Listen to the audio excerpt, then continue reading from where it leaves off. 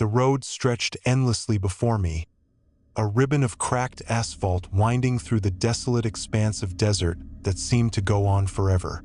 I had left the city behind hours ago, chasing a vague notion of escape, of freedom from the weight of my own failures, though I wasn't sure where I was going or what I was trying to find.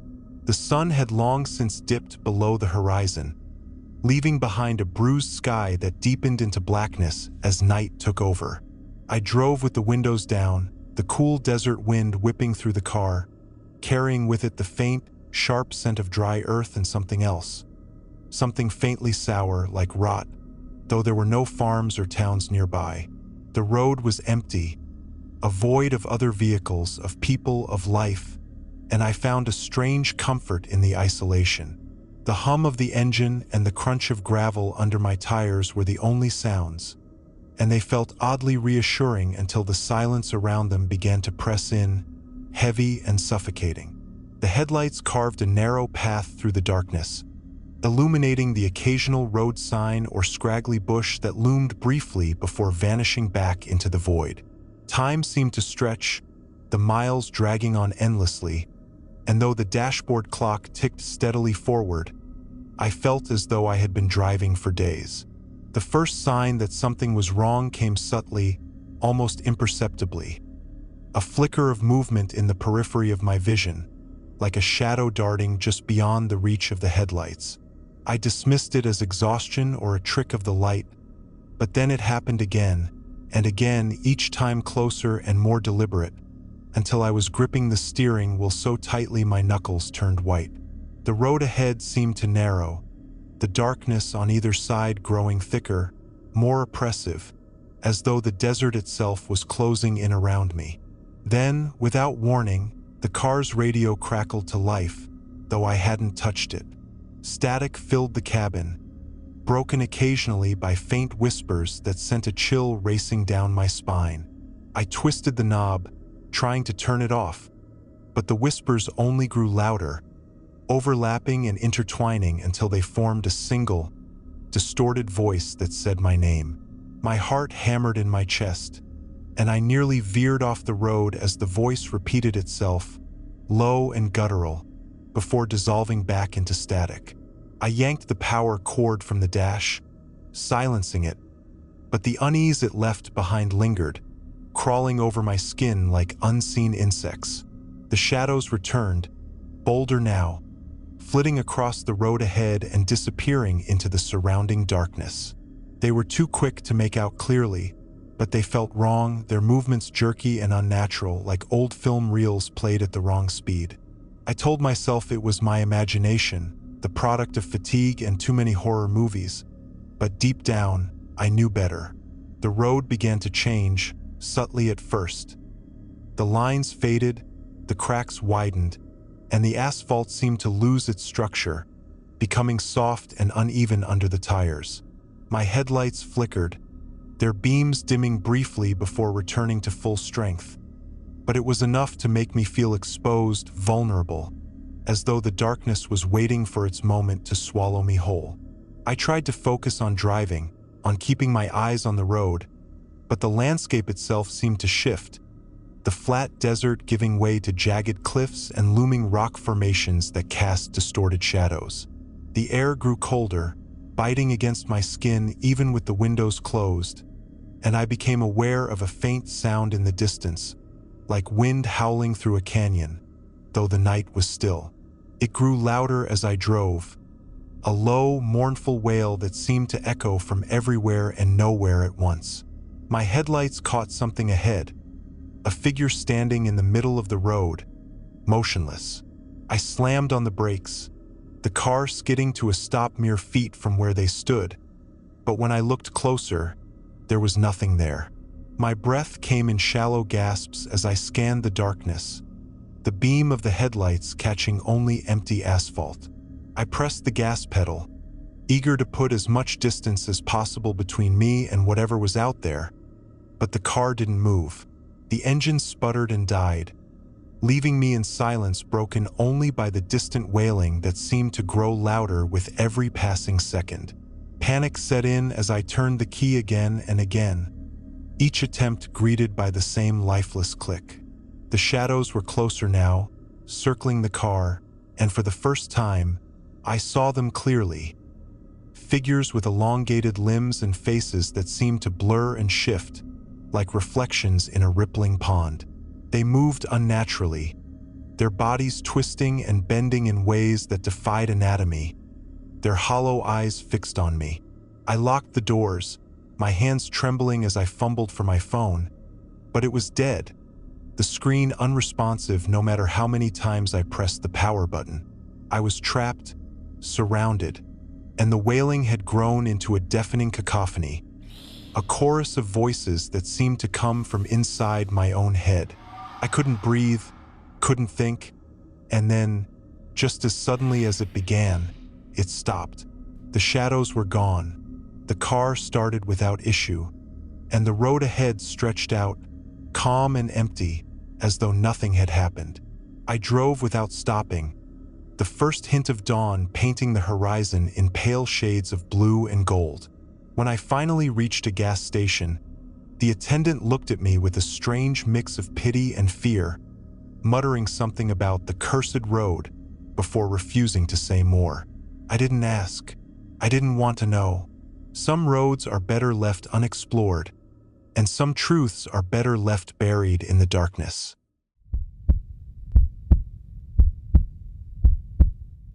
It started as an ordinary road trip, the kind you take when life feels too repetitive, and the open road promises a cure for monotony. I had packed lightly, throwing a duffel bag into the trunk of my old sedan, its faded blue paint chipped and scratched from years of use.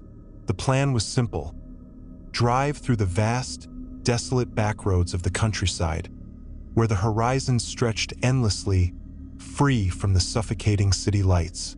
The first few hours were uneventful, the kind of peaceful solitude I craved, with the gentle hum of the engine and the rhythmic whir of tires on asphalt my only companions. The sun dipped lower in the sky, painting the world in hues of orange and crimson as I passed through fields that seemed to breathe with the wind, their golden heads bowing gently. A sign on the side of the road caught my attention, a weathered wooden board with faded lettering that read, "Hollow Pines, 20 miles." I had never heard of it, but curiosity, coupled with a need for a break, led me to turn off the main road and onto a narrower, less traveled path. The air grew cooler as the shadows deepened, and the trees on either side of the road seemed to close in, their gnarled branches twisting into unnatural shapes that reminded me of grasping hands. The road stretched on, an unbroken line that seemed far longer than the promised 20 miles. My cell phone had no signal, and the GPS screen on my dashboard blinked uselessly, its map stuck at the last known point before I turned onto this forsaken road. An uneasy feeling settled over me as the car's headlights pierced through the growing darkness, revealing only the winding path ahead and the encroaching forest. Time seemed to warp as I drove, minutes stretching into hours, yet the odometer barely moved, the distance to Hollow Pines stubbornly stuck at 20 miles.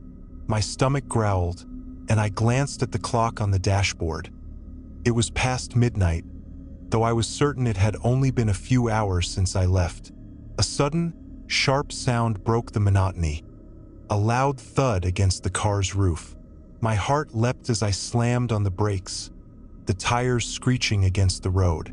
Silence followed, but it was the kind of silence that presses against your ears, heavy and oppressive. I rolled down the window cautiously, the crisp night air carrying the faint scent of something metallic, almost coppery, that I couldn't place. Gathering my courage, I stepped out, the gravel crunching beneath my boots as I circled the car. The roof bore a deep dent, as though something heavy had fallen on it, but there was nothing around me. Just the endless road and the trees, now eerily still as if holding their breath. I climbed back into the car, locking the doors, and continued driving, my pulse racing. That's when I saw it, the figure. At first, it was just a shadow in the distance, standing motionless in the center of the road. My headlights caught it fully as I approached.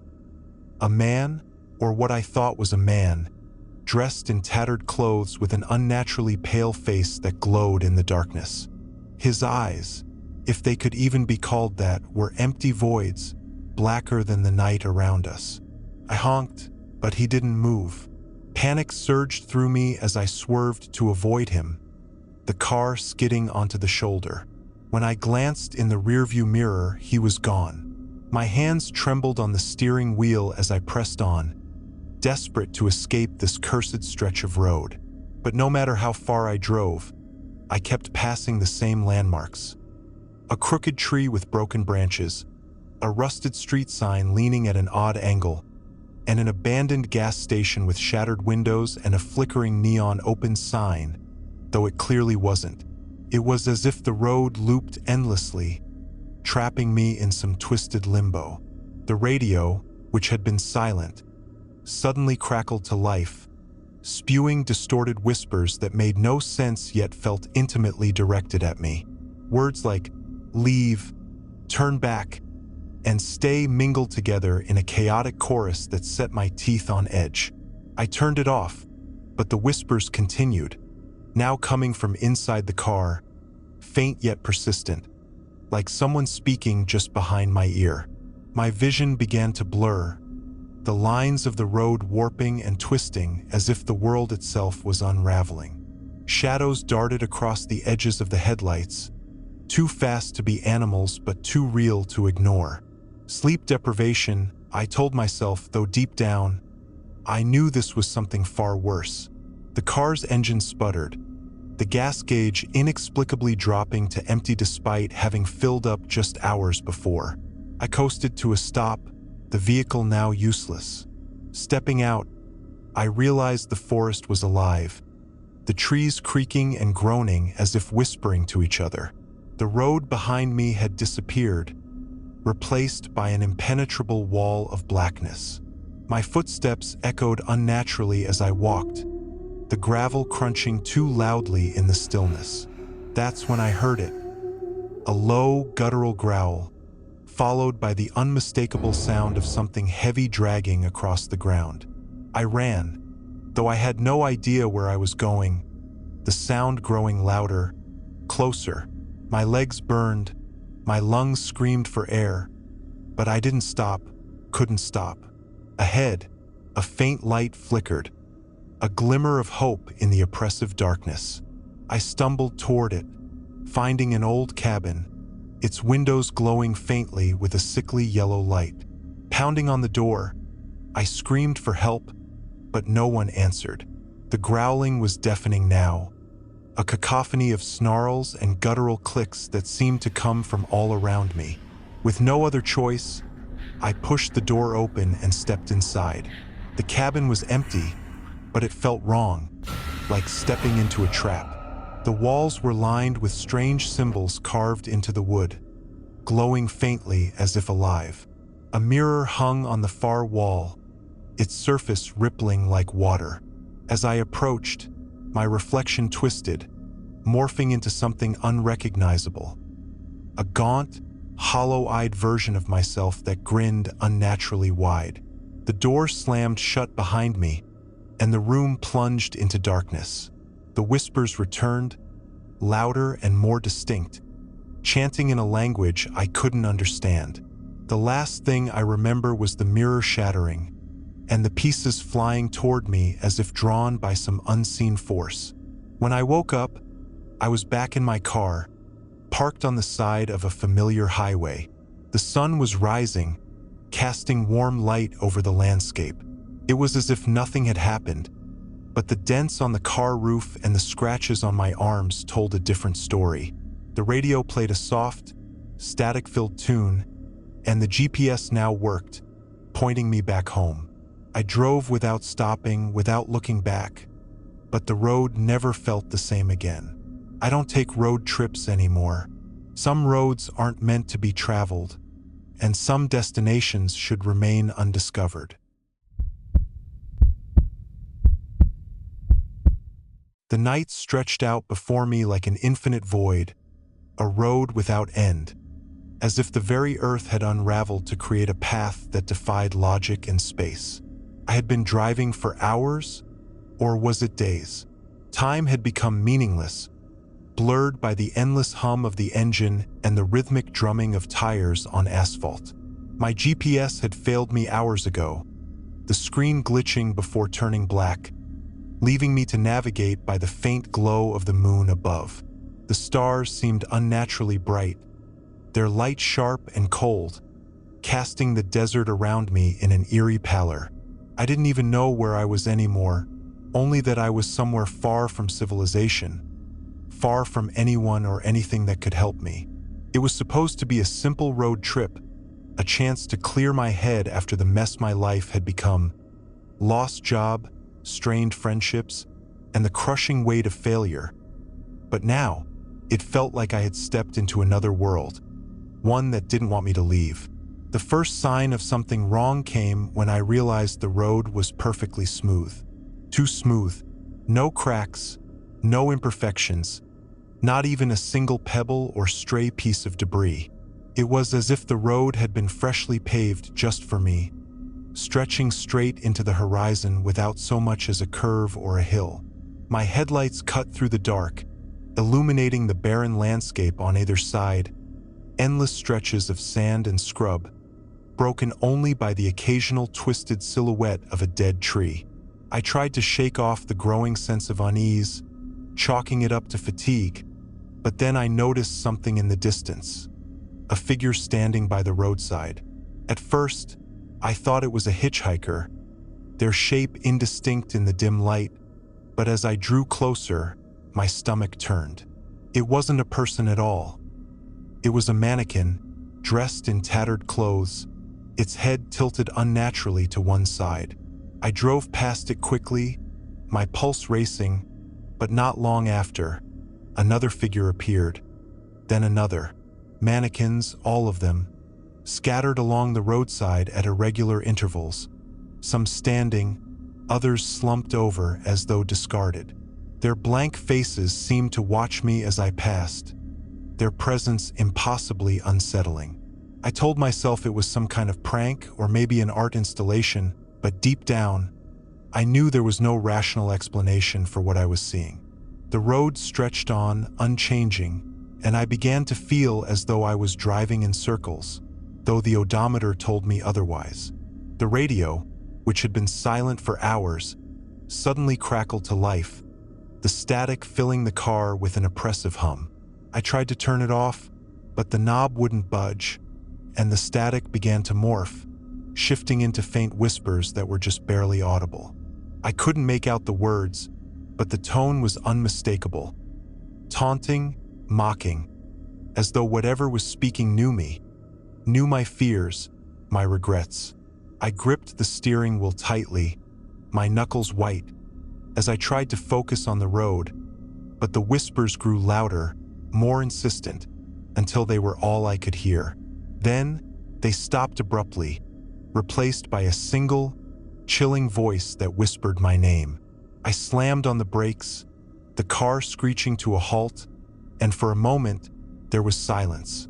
The mannequins were gone, the road ahead empty, but I could feel something watching me, its presence heavy and oppressive. I started driving again, faster this time, desperate to put distance between myself and whatever was out there. The desert seemed to close in around me, the darkness growing thicker, more suffocating. The road began to change, the smooth asphalt giving way to something rougher, older, like ancient stone. My headlights flickered, their beams barely cutting through the gloom, and the landscape around me began to shift. The dead trees were gone, replaced by towering monoliths of black stone that seemed to pulse with an inner light. The air grew colder, so cold that frost began to creep across the inside of the windshield, and I could see my breath in the dim light. I glanced in the rearview mirror and froze. There was something in the back seat, a shadowy figure, its form indistinct, but its presence undeniable. My heart pounded as I whipped around, but the seat was empty. When I looked back at the mirror, the figure was gone, but I could still feel it, like a weight pressing down on my chest. The road grew narrower, the black stone monoliths crowding closer, their surfaces etched with strange, glowing symbols that seemed to writhe and shift when I looked at them. The whispers returned, louder now, overlapping and chaotic, their words incomprehensible but filled with malice. My hands trembled on the wheel, and I felt a growing sense of dread, as though I was being drawn toward something I couldn't escape. The car began to slow, the engine sputtering despite my foot pressing hard on the gas. The headlights dimmed, and then, with a final cough, the car died, leaving me in darkness. I sat there, frozen, as the whispers grew deafening, a cacophony of voices that seemed to come from everywhere and nowhere at once. The monoliths glowed brighter, their symbols pulsing in time with the voices, and I realized, with a sickening certainty, that they were alive. The ground beneath me trembled, and a crack appeared in the road, splitting open to reveal a chasm of infinite blackness. Something began to emerge from the darkness, a massive, shifting form that defied logic, its shape constantly changing, as though it existed outside the boundaries of reality. I couldn't move, couldn't scream. As the thing rose higher and higher, its presence overwhelming. The whispers stopped, replaced by a low, resonant hum that seemed to vibrate through my very bones. The thing reached out, a tendril of darkness stretching toward me, and as it touched the car, I felt a cold so profound it was as though my very soul was freezing.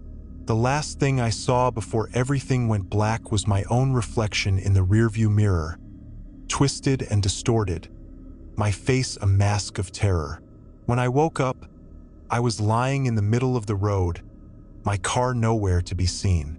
The sun was rising, casting the desert in shades of gold and red, but the road was different, cracked and weathered, as though it hadn't been used in decades. I stood, my legs shaky, and looked around, but there was no sign of the monoliths, no sign of the thing that had risen from the chasm. I began to walk, the silence oppressive, and as I moved, I noticed something on the horizon.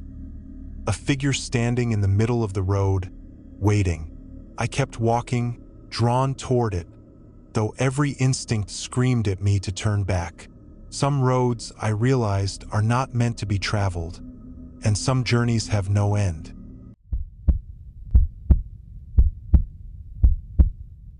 I had just left the city after a long week of work, hoping that a weekend road trip would clear my mind and recharge my spirit. The sky was overcast, dark clouds looming as I sped down the highway, the rain beginning to fall lightly at first, then harder as I crossed into the unfamiliar stretch of land. The landscape was barren, just endless fields of wheat and the occasional crooked tree.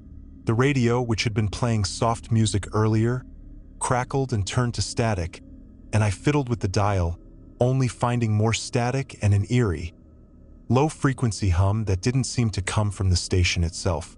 Annoyed, I turned it off and rolled down the window, letting the fresh, cool air fill the car. It was a strange kind of silence outside, a heavy stillness that made the world seem far too quiet for the storm that was rolling in. A few miles into the stretch, I came across a narrow dirt road that veered off the main highway. Something about it piqued my curiosity. I didn't need to stop. I had plenty of time to get to my destination, but the idea of exploring even briefly seemed too good to pass up. Turning the wheel, I drove down the road, which grew narrower with every mile, the trees lining the sides of the path thickening until they almost formed a canopy overhead. As the darkness deepened and the rain poured harder, I had trouble seeing anything more than a few feet ahead of me.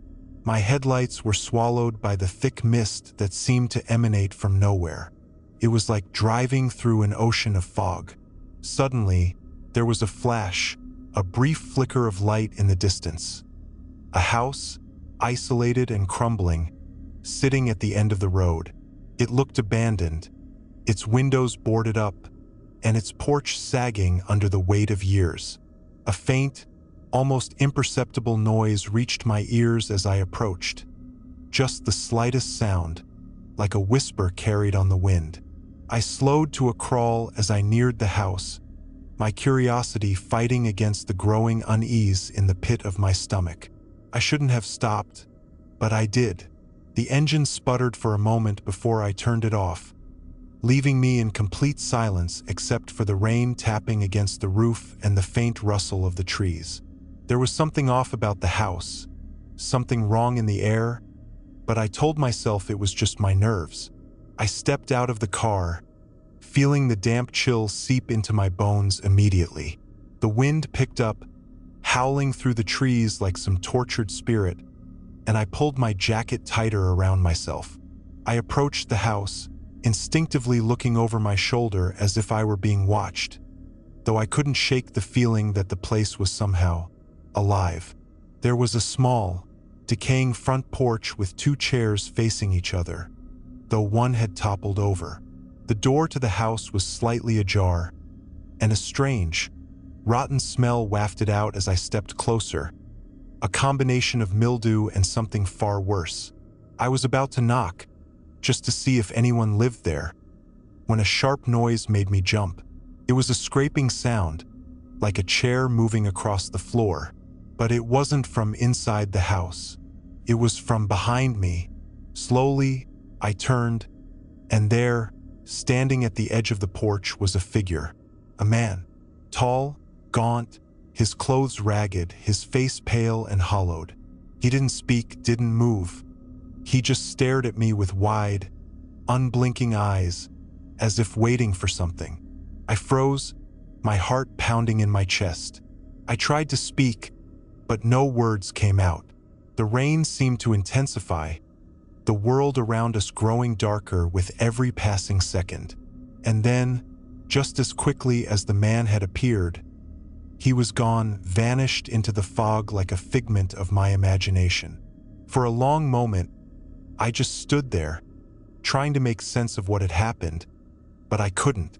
The house stood still, the quiet only broken by the howling wind. I decided it was time to leave. As I walked back to my car, the air grew colder, and I had the unmistakable sensation that I wasn't alone. A presence, as if someone was right behind me, watching my every step. My pulse quickened, and I quickened my pace, nearly tripping over the uneven ground as I reached the car. Just as I was about to open the door, a voice, soft and almost a whisper, brushed against my ear. "Don't leave." My blood ran cold. I spun around, but no one was there. I was alone. At least I thought I was. I scrambled into the car, slammed the door, and started the engine. The road felt different now, darker, longer, like it stretched out endlessly in front of me. As I drove back down the road, the fog seemed to cling to my headlights, thickening with every turn.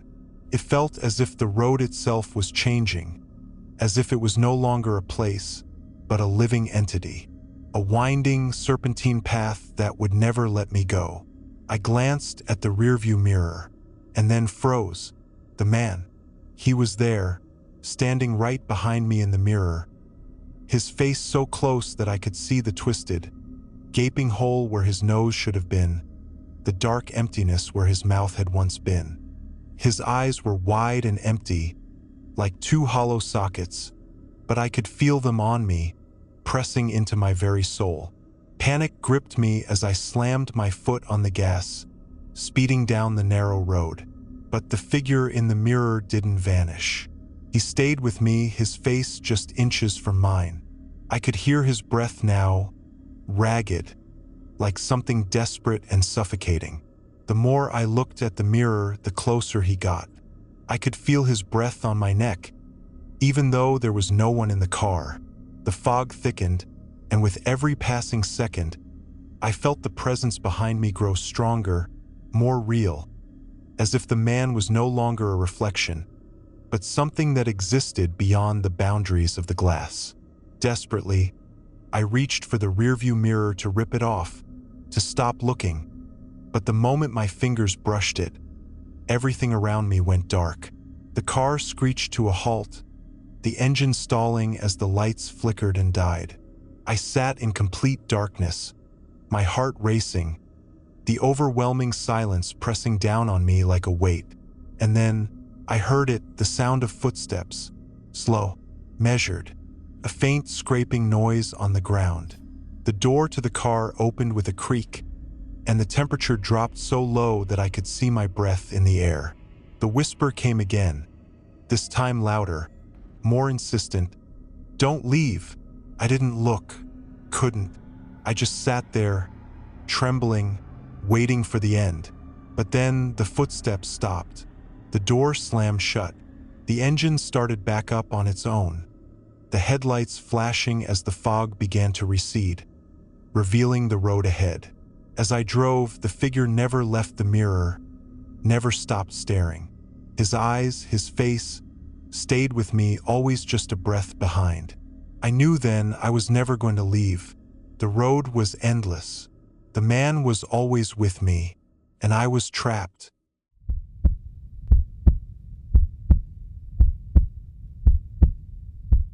I decided to take a break from the mundane grind of life and just drive.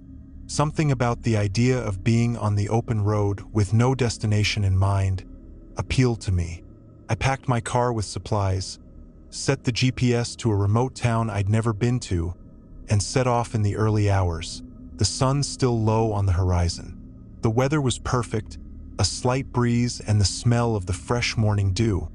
But as I ventured further from the city, something started to feel off. At first, it was the silence. There was no sound, no traffic, not a single car or even a sign of life for miles. The road stretched before me, winding through a thick forest that seemed to close in on both sides. It wasn't long before I noticed the first strange thing. The trees, they were unnaturally dark, their trunks almost black, with twisted limbs that hung low over the road, blocking out the sun and casting eerie shadows that made my skin crawl. I told myself it was just my imagination, that I was simply not used to the isolation of the countryside. But the feeling only intensified. The air grew heavy, oppressive, and the temperature dropped, even though it was still morning. I decided to pull over and take a break, stretching my legs. There was a gas station a few miles back, but something about it unsettled me, so I kept going, hoping to find somewhere safer. That was when I noticed the signs. Old, weather-beaten signs with strange symbols painted on them. The words were faded, barely readable, but they all seemed to point in the same direction. The road I was traveling down. The hairs on the back of my neck stood up as I glanced around.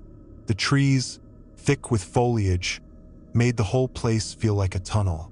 The road curved, and suddenly I saw something ahead. A small house with a decrepit appearance, sitting all by itself in the middle of nowhere. I slowed my car as I passed it, but I couldn't shake the feeling that something was wrong. The house had a sort of oppressive aura, as though it had been abandoned for decades but somehow still held a sinister presence. A chill ran through me as I looked at the broken windows, the rotting porch, but I continued driving.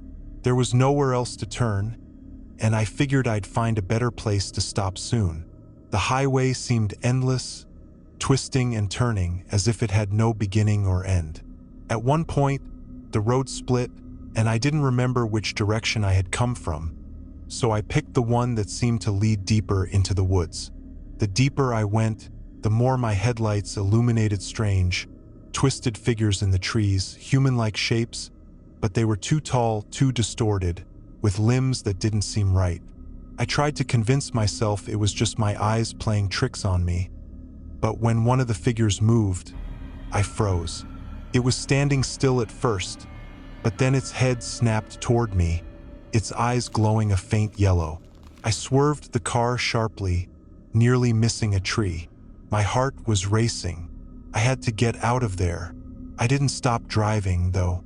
Couldn't. It was as if the road had me in its grip. and I had no choice but to keep going. Then the fog rolled in. It wasn't a normal fog.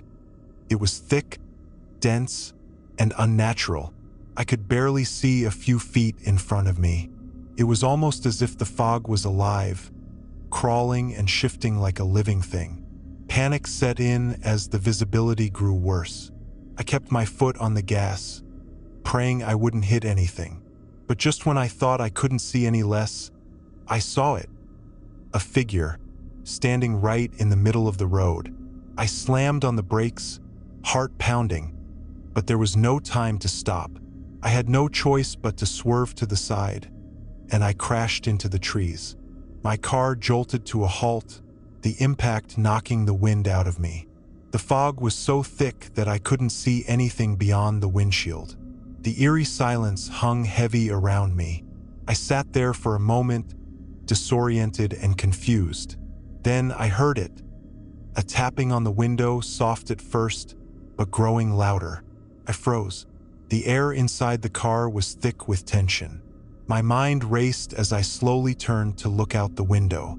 There, standing just outside the car, was the same figure I had seen in the middle of the road. It was tall, impossibly so, with limbs that bent at strange angles, and its face, if you could call it that, was nothing but a featureless mask, smooth and white, with a wide, grotesque grin painted on it. I screamed, but no sound came out. The tapping on the window grew louder, more frantic. I turned the key in the ignition, praying it would start. The engine sputtered, then roared to life. Without thinking, I slammed the car into reverse and sped backward down the road, the figure still outside, its long, distorted limbs scraping against the car. I didn't care where I was going. I just needed to get away. I hit the gas harder, speeding faster than I ever had before. But no matter how fast I drove, I couldn't shake the feeling that the road was stretching before me, endless, like I was stuck in a loop. The fog was thickening again, and the headlights barely pierced through it. It wasn't long before I realized something even worse. The trees had closed in around me, almost like they were moving, shifting, trapping me. I tried to brake, but the car wouldn't stop. It was like it was being pulled forward against my will. And then, in the distance, I saw it, the same figure standing in the road again. But this time, there were more of them. Dozens. Hundreds. They were lined up, standing perfectly still, their hollow eyes glowing in the darkness. I slammed on the brakes again, but the car kept moving, faster and faster toward them. It was like I was being dragged into a nightmare I couldn't escape. The figures began to move toward me, their limbs bending in unnatural ways as they advanced, their grins widening. I was no longer in control. And then, as I braced for impact, everything went black. When I woke up, I was back at the beginning of the road. The same fog, the same eerie silence. But this time I wasn't alone.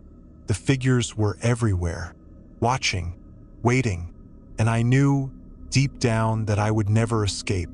The road would keep me forever, as it had countless others before me.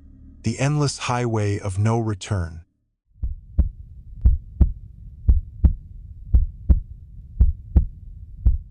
I had just left the city behind, escaping the never-ending hum of traffic, the neon lights, and the oppressive chaos of my daily life.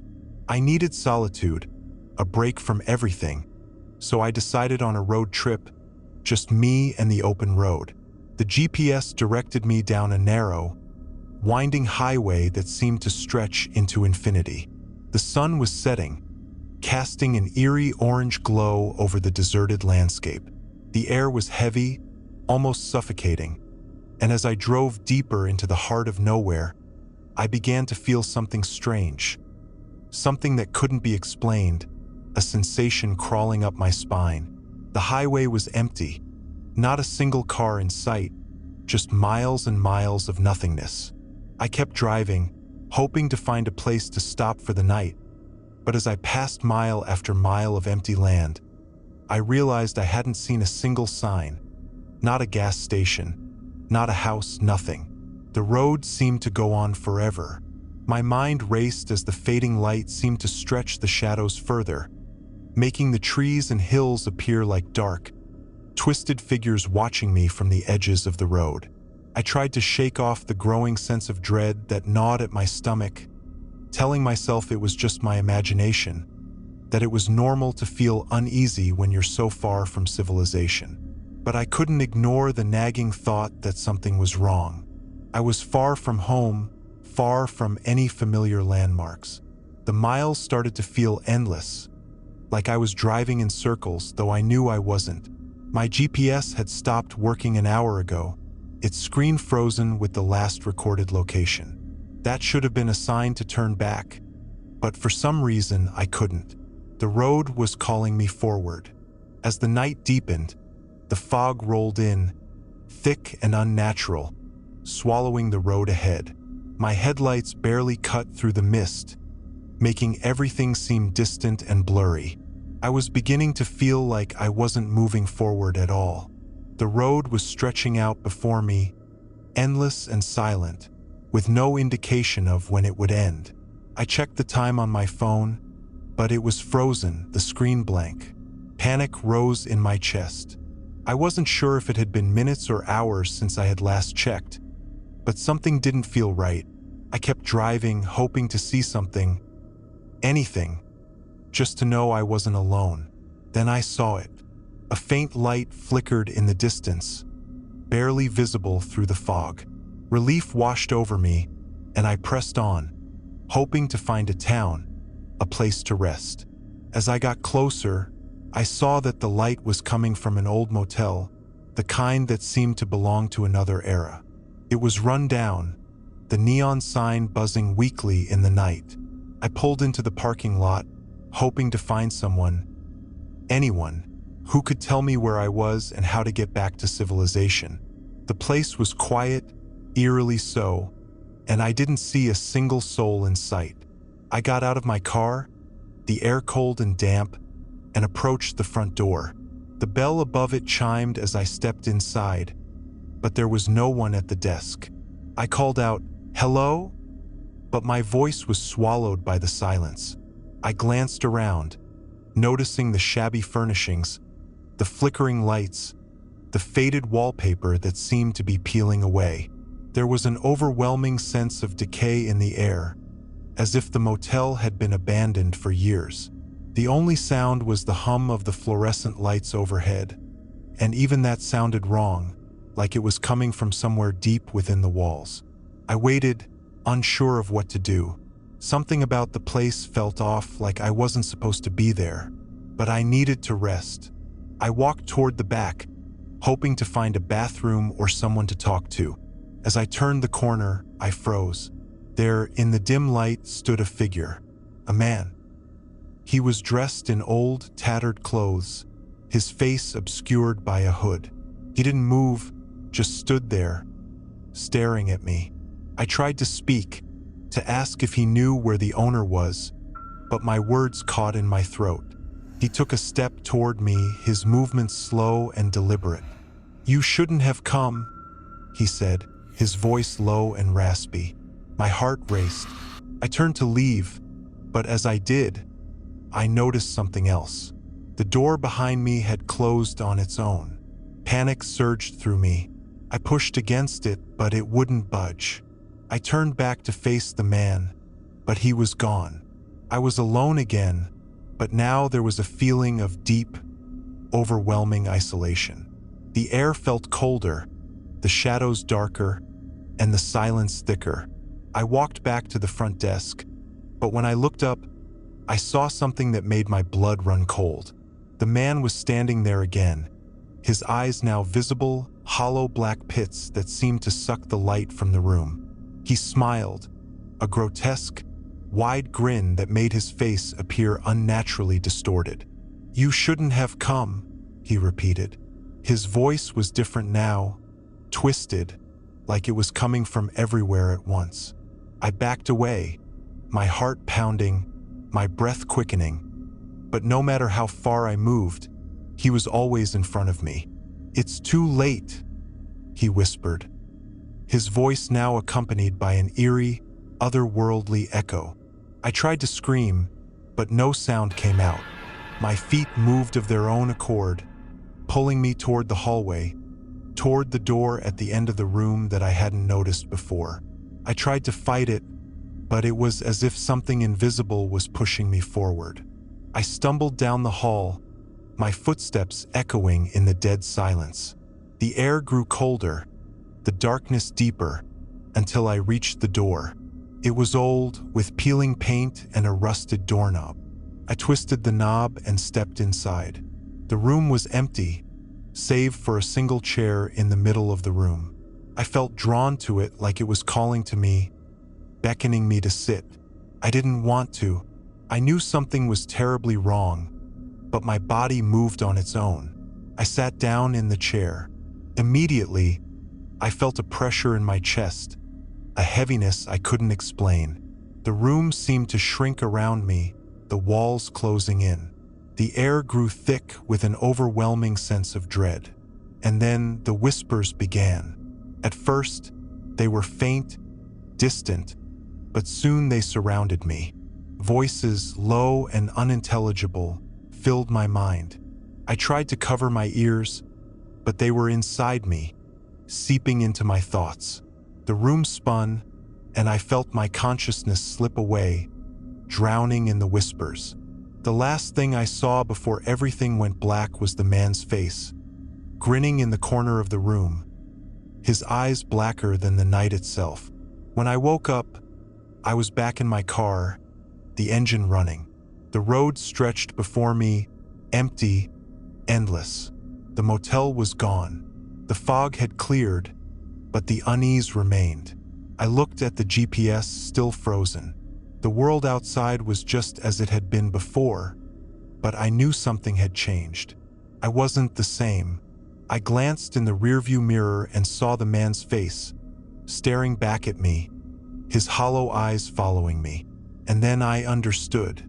I had never left. The highway was a loop, a never-ending cycle.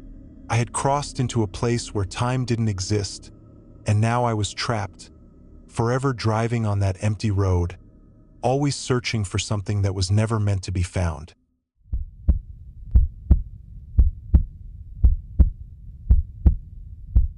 Started off like any other trip. I needed a break from my routine, something to clear my head, so I packed my bags, hopped into my car, and set off on a long road trip to an isolated town a friend of mine had mentioned.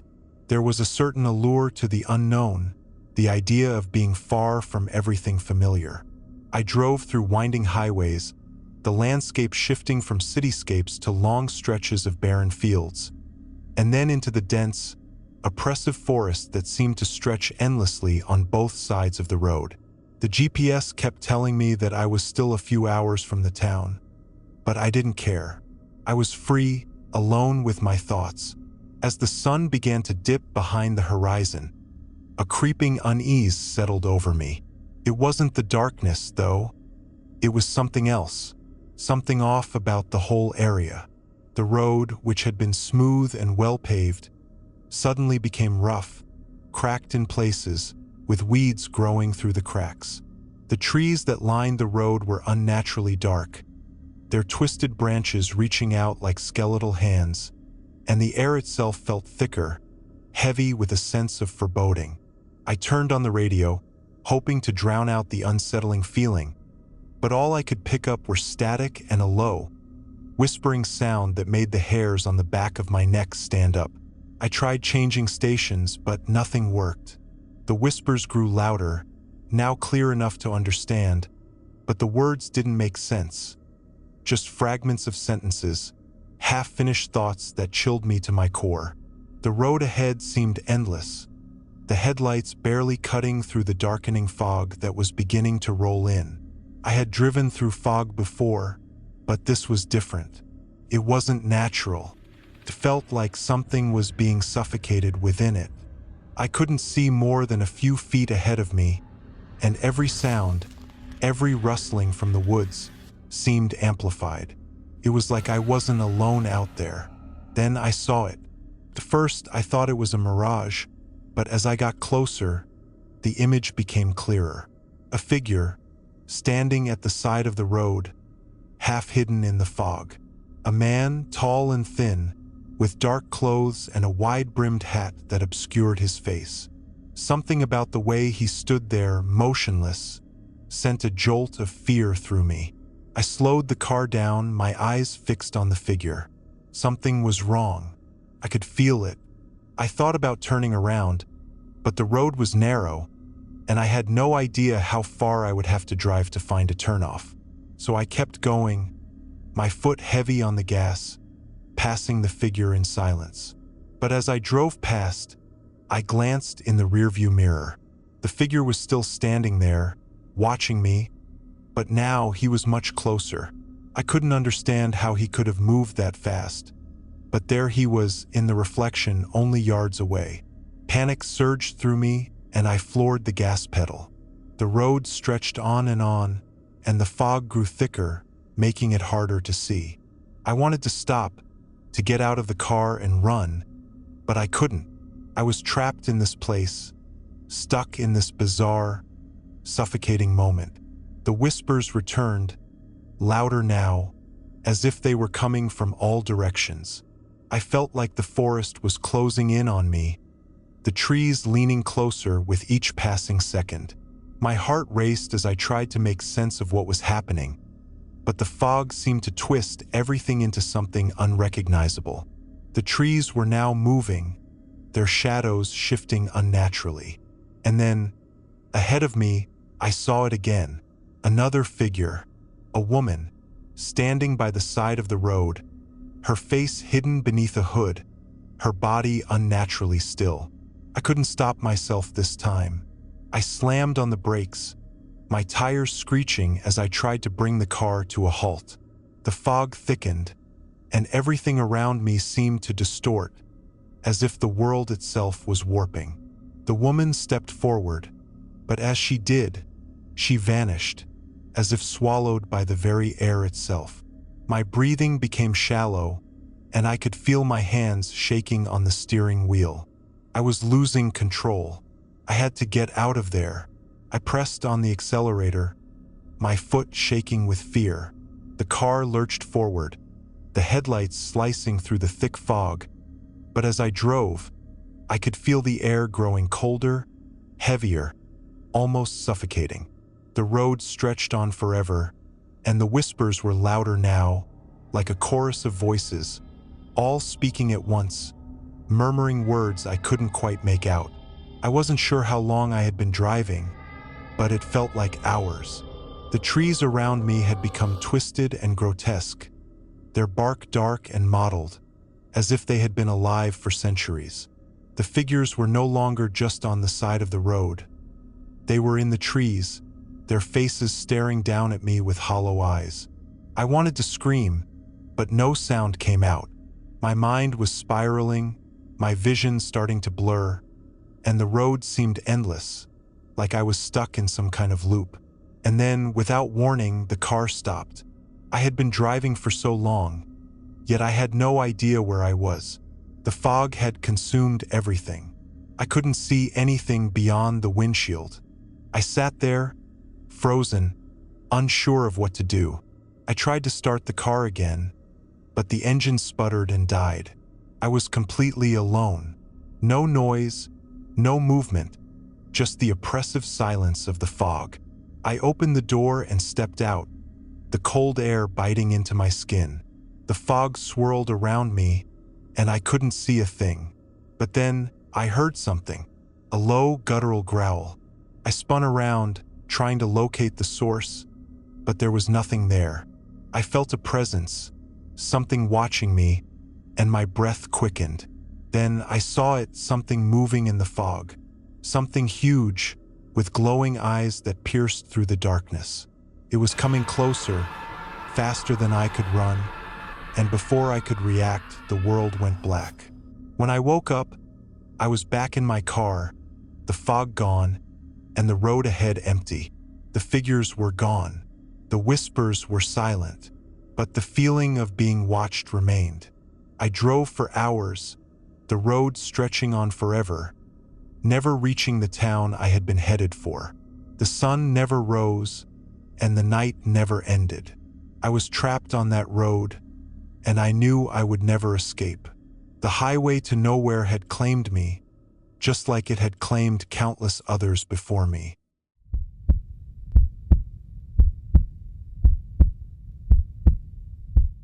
The road trip was supposed to be my escape.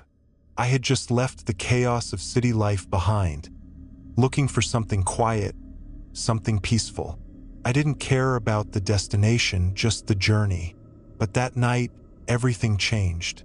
It was getting late as I veered off the main highway, following a sign that read, "Scenic Route, 15 miles ahead."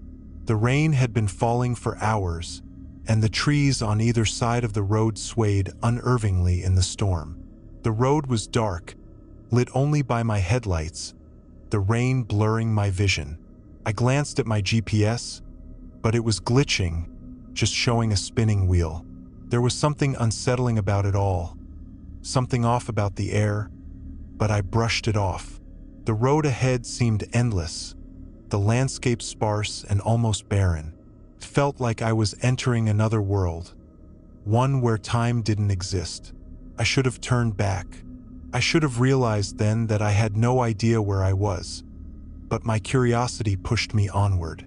As the rain picked up, the darkness became thicker, and the trees grew closer, as though the forest was swallowing the road. I was starting to feel uneasy, as though I was being watched, but I ignored it. After a few more miles, the road suddenly split into two paths. One was unpaved and rugged, but there was a faded sign pointing down it that simply read, "Only one way." The sign made no sense, but I took the turn anyway. The gravel crunched beneath my tires as I ventured further into the forest. The trees so thick they blocked out all the moonlight. There was nothing but the sound of the rain and the occasional crack of thunder in the distance. The road became more and more isolated, and soon, the car's headlights illuminated nothing but darkness. I couldn't see any houses, no signs of life, no other cars. Just endless trees. A chill ran down my spine. I should have turned back, but something about the silence called to me. I drove on, the road twisting like a serpent, until finally, in the distance, a faint light appeared.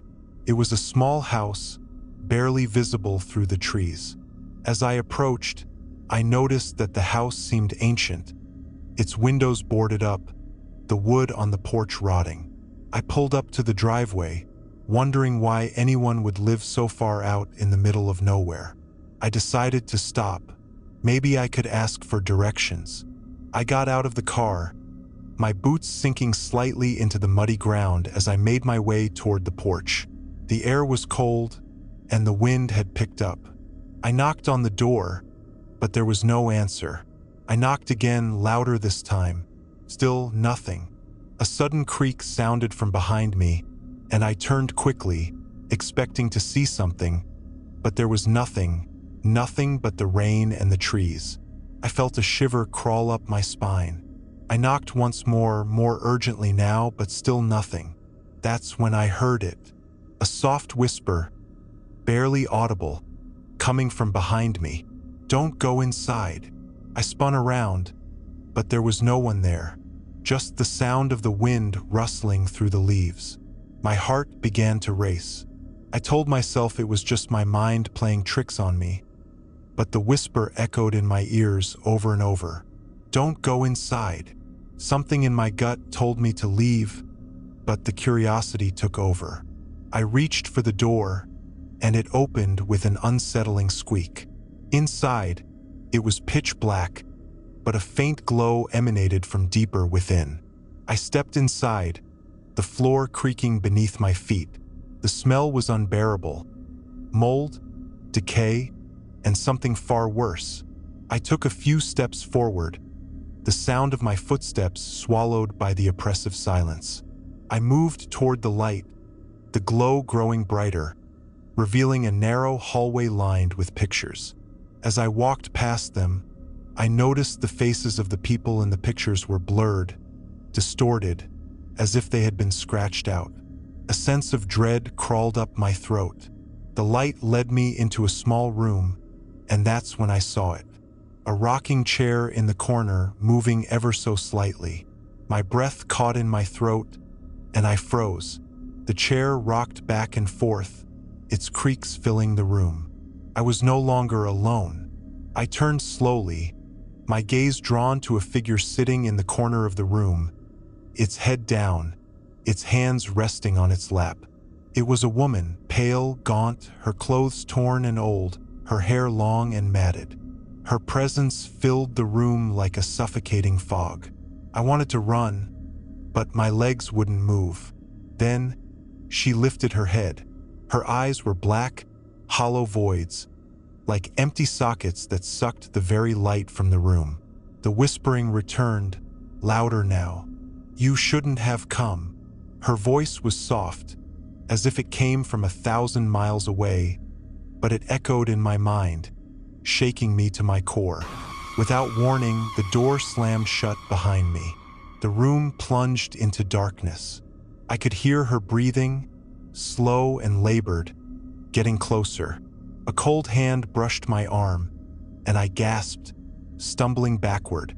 My heart was pounding in my chest as I fumbled for the door, but it wouldn't open. The air grew thick, suffocating, and I could feel something watching me, something waiting. I heard a low growl, almost like an animal, but it was too deep to be a normal sound. The floor beneath me trembled, and the walls seemed to close in. I stumbled toward the window, but it too was boarded up. There was no escape. I felt a sharp pain in my chest, as if the very air around me was being sucked out. My vision blurred, and the whispers grew louder, until they were all I could hear. "Leave now, or you'll never leave." I didn't know what to do. My hands were shaking, and the walls felt like they were collapsing in on me. It was as if I was being drawn into the house, into the void that had swallowed so many others before me. And then, just as suddenly as it had started, everything stopped. The room was silent. The chair stopped rocking. The coldness in the air disappeared. I was alone, but I wasn't. I looked into the mirror hanging on the wall and saw my reflection. Pale, wide-eyed, but not mine. It was the woman. Her hollow eyes stared back at me, and for the first time, I realized what had happened. I hadn't just walked into that house. I had become part of it. The door creaked open behind me, and I heard the whispers again, but this time they were coming from inside me. "You will never leave." And just like that, I was swallowed by the house. Time no longer existed. The outside world faded, and the darkness consumed everything. I was lost, trapped forever in that forsaken place.